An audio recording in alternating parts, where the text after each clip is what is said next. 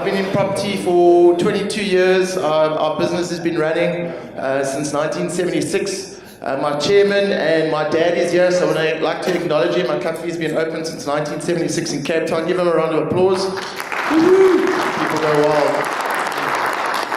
And I think, in these times in South Africa and Africa, everyone is always moaning about what could go wrong. And at the end of the day, we can't control those things, like Neil said. 9 years ago, I started open water swimming. I thought it was impossible to swim to Robben Island. In a Speedo and a cap, 11 degrees, 3 hours in the water, you're absolutely crazy. And 6 months after training, my friend's mom was diagnosed with cancer. We said we're going to do it. 6 months training, we did it. I said I'd never ever want to do that again. And the bug hit me and went from one challenge to the other and ended up doing the English Channel. And then I said, well, I want to do the Ocean 7. The Ocean 7 is the 7 toughest oceans in the world. There's only 10 people in the world that have ever completed it. One of my friends completed it last year from South Africa, and I'm hoping to be the second South African and only the 11th person in the world to do it. So watch the space for the next 3 years. Challenging, but today I'm going to talk about property. And to get started, guys, is we have got an amazing position and job. Is we create homes for people and estates and towns, and we are super proud of being African. Am I right? Are we proud to be African? Yep. So just have a look at this video. Now, don't we live in a beautiful country? Obviously, that is one-sided. I'm from Cape Town, so I had to show that part of South Africa and Africa. But I find that being involved in developments, we are in one of those positions that we develop homes and properties and we add value to other people. How many other things do you do to add value? When someone buys a car, you're adding value to someone else's life. When they're buying insurance, are you adding value? That's a grudge purchase. When you're selling property, it's one of their biggest assets. So our company, Realtor of Excellence, has been running for 42 years. We've got a team of 80 agents and consultants in South Africa. We specialize in new developments, commercial, residential, and offshore property. And a lot of the elements on my per se has been developments and specializing for the last 22 years. And what we do is we do strategies for developers. So basically in the past, when developments were flying many years ago, who remembers 2007? I think my best record, we sold 110 units in 24 hours. I had 5 assistants on site in the bush in a container, and then 2 years later we sold 5 properties the whole year. Who remembers those times? Anyone remember? It was terrible times. And then the market picked up, we've been ups and downs, and I said things need to change the way we do business. So traditionally, a developer would buy a piece of land, go to amazing architects in this room, and they would package something. Then they would go do their pricing, put their 25% on that price, take it to a marketing company, then take it to the market. Am I right? So traditionally, that's what happened. What we did, we started actually seeing the land, who needs properties, what do needs analysis, using data, who we're going to package it, who we're going to sell it to, and then we'd launch it to the market. There was less risk for the developer, less risk for us, and that's what we've been doing predominantly very, very strong in Cape Town for the last 10 years. So one of the projects that we're very involved is in Parklands. Parklands in Cape Town is one of the fastest growing communities in South Africa. At the moment, it was a decentralized node from Cape Town because of traffic. We've got close to 200,000 people living there, and that's really residential property, retail property. We've got 5 different schools, and the landowner, who's Millennial Estates, still has about another 700 hectares of land. We did some strategies in saying, listen, people need a place to work. Traffic is becoming congested. People do not want to spend 2 hours of traffic every... Who travels here 2 hours a day, just by the way? Okay, well, few people. But at the end of the day, what is the biggest asset that we have? What is the biggest asset that we have? Time. What are people doing and wanting to change in their lifestyles? We've got studies showing people will rather earn less than spend time 2 hours, 3 hours a day in traffic. Do you agree with me? There's lots of studies that that's happening. So we said, let's create a business campus. This was 2 years ago. We opened our doors about 4 weeks ago. we're 90% fully let, or not fully let, 90% let, and we created a campus-style office environment with studios about 90 square meters and floor plates of 360, so people could take bigger foot plates and bigger space. What actually happened was we had yoga studio, gym studio, we've got dentists, doctors, medical suites, tech, security, fiber, and it's created an amazing vibe. So through doing the research, we packaged it and it's successful. Where traditionally they would have just said, let's do a big office block, put it on the market, great architecture, and they missed the market. Another project that we're involved in, this has been a project, one of our speakers said yesterday, in Africa you got to be patient. This project I've been involved in for 11 years, and officially we started breaking ground, and we've got our first business district being built. Devonbosch is an urban town in Stellenbosch, and one of the biggest elements was creating a town, but by understanding who would come to that town. So through the big data, everyone knows the word big data. That's how Trump actually got into power. He used big data to actually market his campaign through social media, and big data is a really powerful element if you use it in development and in construction, because you understand who your client is. Traditionally, you would put a town together and go and say, we should have this, let's design that, and all of a sudden you might miss the mark. So through the data of Stellenbosch, we know that our current buyers at the moment, 18 to 35, 19% of the market, 36 to 49 is 40% of the market, more mature 50 to 64 is 37% of the market. Now, if we had built this as a big estate, fancy 7 to 10 million rand homes, do you think that we would sell that development really, really quickly with having that data? Yes or no? Yes? No? No. So by doing that data, we can understand on what we're going to build. We're going to build a town for young people. We can start out in a studio, office, going to a big corporate office. From a residential point, we're going to have micro apartments, 1- to 2-bedroom apartments for first-time home buyers, then smaller family homes, then linking up a lifestyle state. So we've created a hub, a tech hub, business hub, residential hub, adventure hub, educational hub, and retail hub within the estate with lifestyle. And one of the biggest elements that people want is they want lifestyle, active lifestyle. They want to be able to run, they want to be able to mountain bike, they're wanting to swim, and they want to have beautiful surroundings around them. And as a developer, it's very difficult to create beautiful surroundings if you are on a flat piece of land with no elements. Doesn't that look gorgeous to you? So this is just one of our other projects, and then one of our offshore projects is Andermatt, Switzerland. Switzerland and the Andermatt Swiss Alps is the biggest ski resort development in Europe, developed by Sami Severius, Egyptian billionaire, a company called Oriscom, and we've been marketing the project exclusively for the whole of Africa, and I'll show you just a little bit of a rundown. This development is in the middle of the Swiss Alps, 1,400 meters high, and it's got an amazing golf course, 500 units, apartments, 6 hotels, and in the middle of the Swiss Alps. So that is from my phone when I was there in March with clients. So that is what you're going to see in March.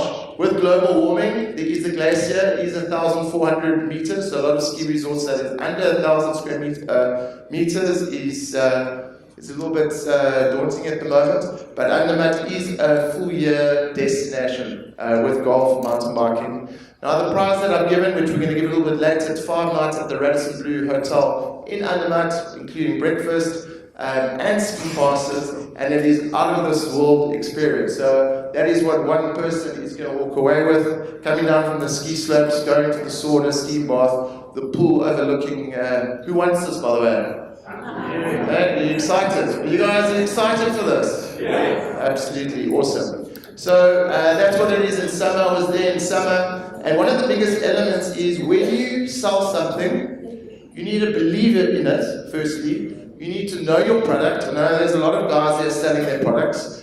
And one of the biggest elements is networking.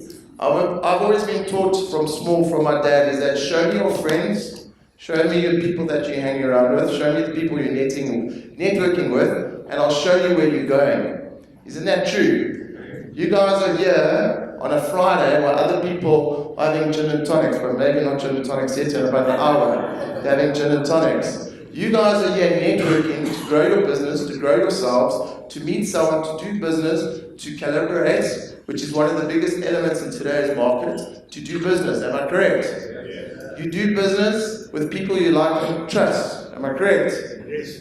That's how you sell today, by adding value to other people. The days of selling, hardcore selling, that doesn't happen anymore. It's all about relationships.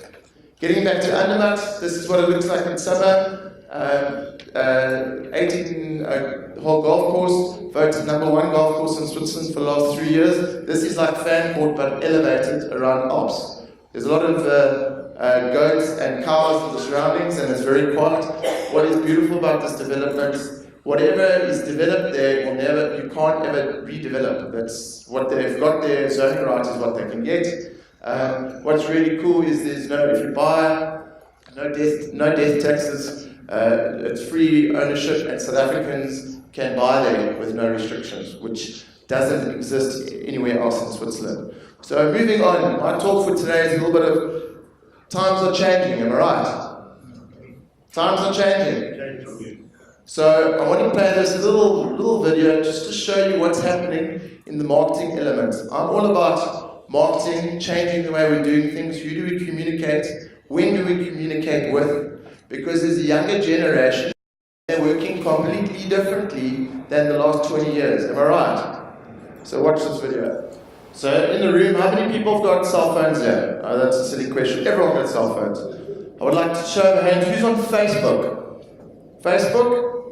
Okay, who's on LinkedIn? Instagram? Okay, who plays Fortnite? Any hands?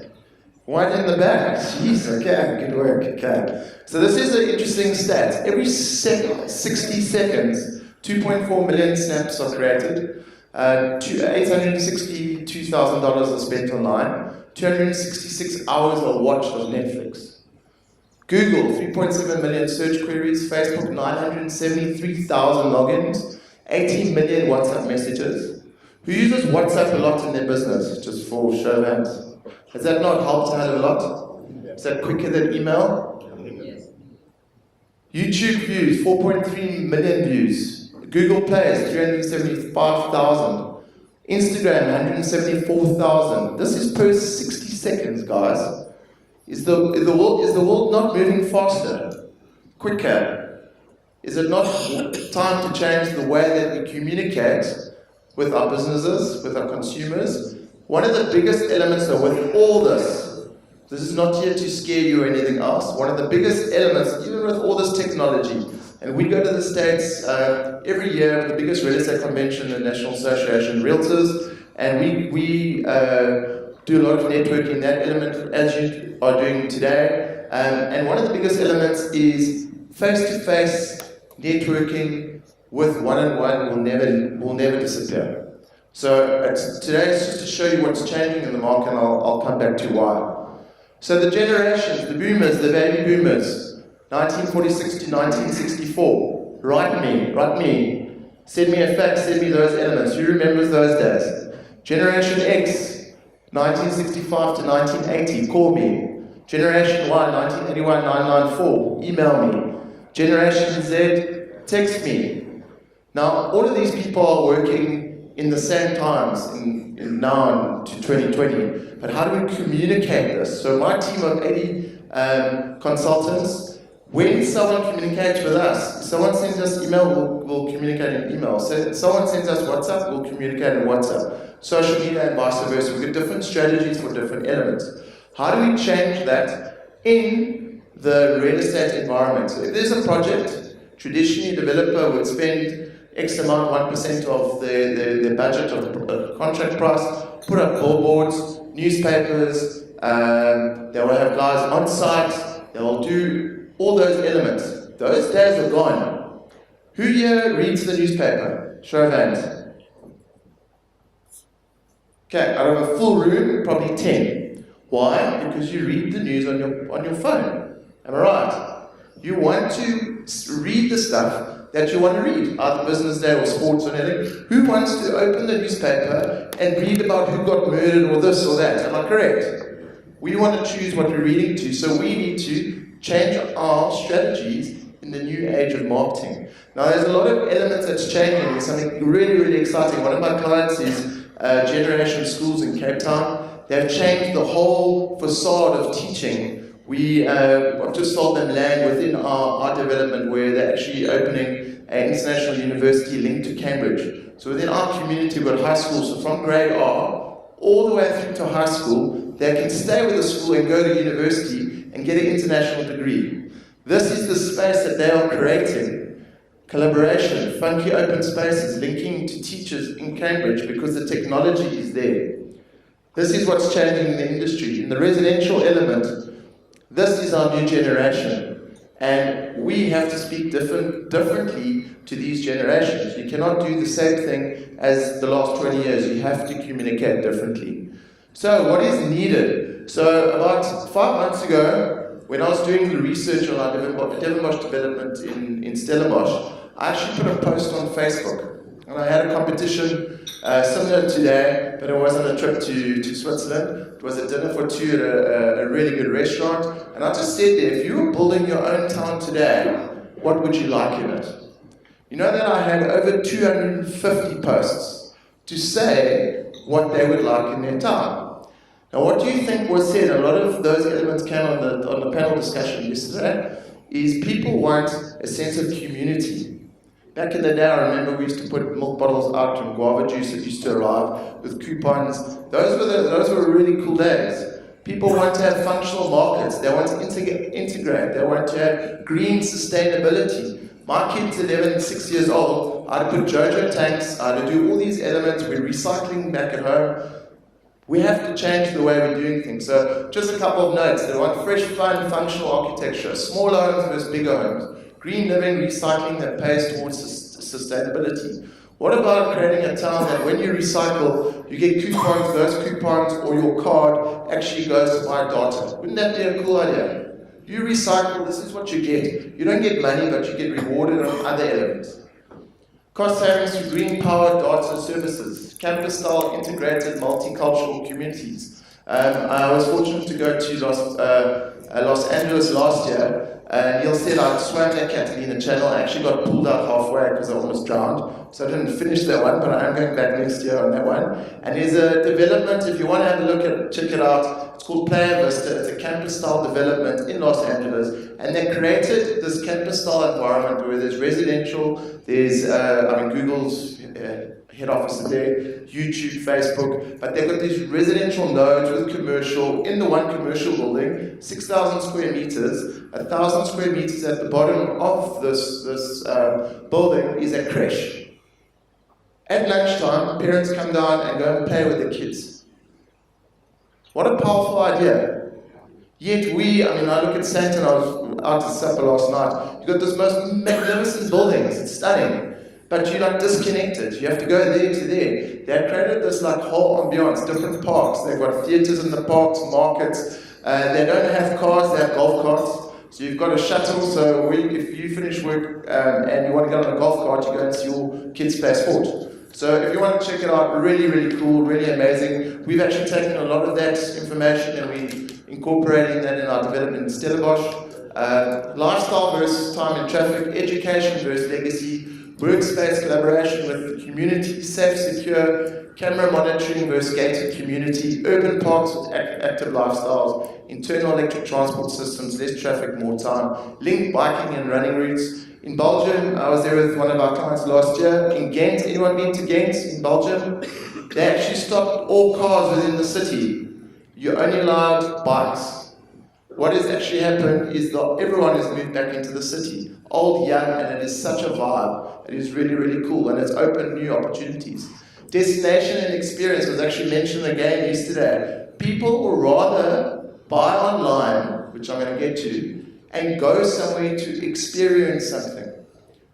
People want something different and unique.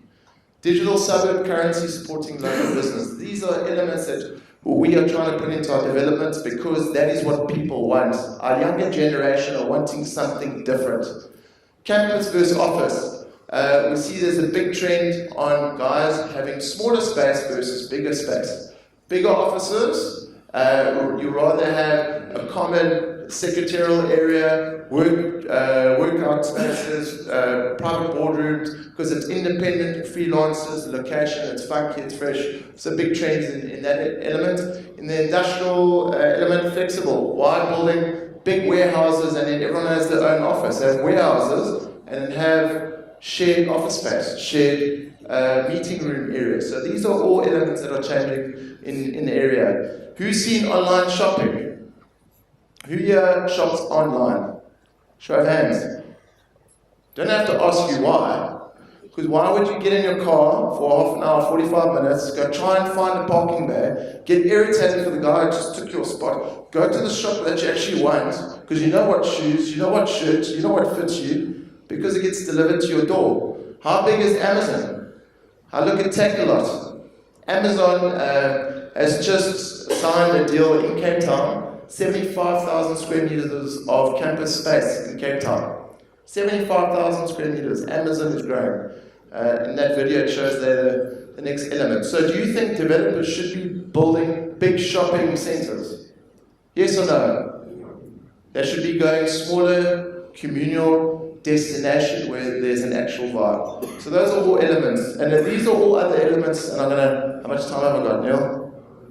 5 minutes, perfect. So AI, anyone, artificial intelligence.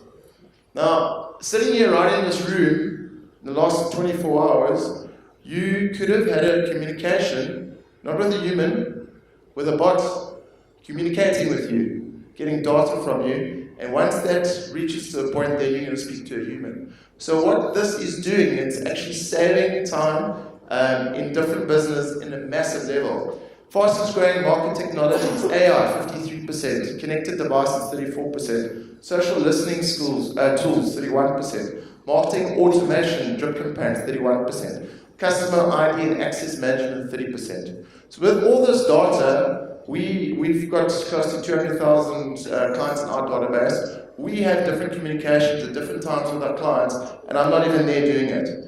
When that communication comes that I have to speak to that client, then I'm going to have coffee. But I've been communicating with, do you understand how that's going to change the business?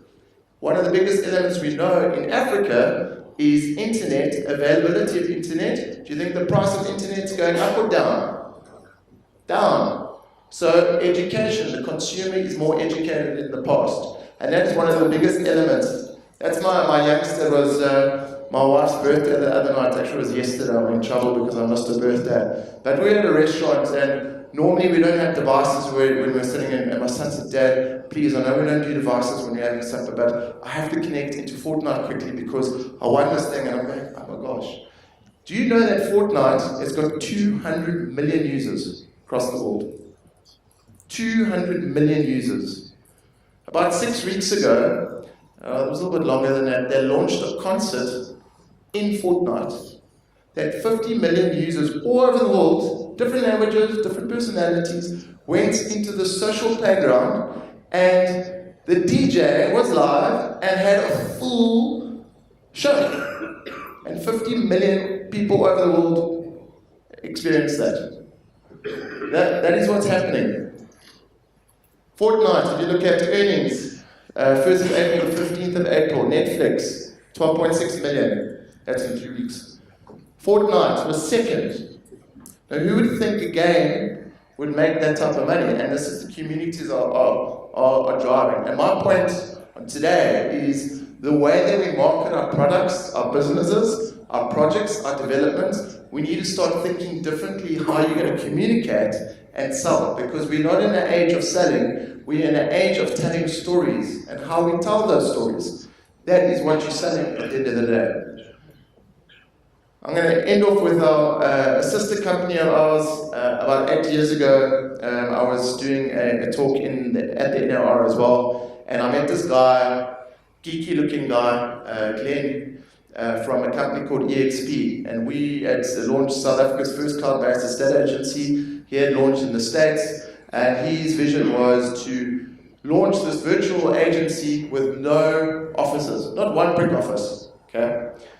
Today, he created a whole cyber world where all the estate agents, well, this one's in Canada, he's got one in America, and you actually go into a virtual environment. It's the fastest growing real estate company in the States, 20,000 estate agents. Because he's got critical mass, but they have to train people, they have to educate, they have to network, that they do in a real environment. That's how things are changing. So when you look at how things are changing in the industry, just think how you can change your business right here today. Just change it a little bit, because in the next 20 years, this is what is coming, and you just have to adjust and change. You always have to be adjusting and changing.